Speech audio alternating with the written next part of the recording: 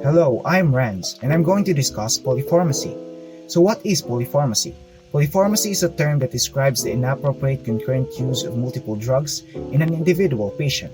Zoological medicine practitioners must take approved agents and extrapolate their use to non-approved species, often with little species-specific pharmacological evidence to support their decisions. When considering polypharmacy, even less information exists concerning multi-drug pharmacokinetics, pharmacodynamics, or potential drug-drug interactions in non-domestic species. Unfortunately, captive zoological species are susceptible, just like their domestic counterparts, to chronic diseases and comorbid conditions that may lead to the usage of multiple drugs. Let's take note that polypharmacy is a recognized and important issue in human medicine, as well as an emerging issue for veterinarians.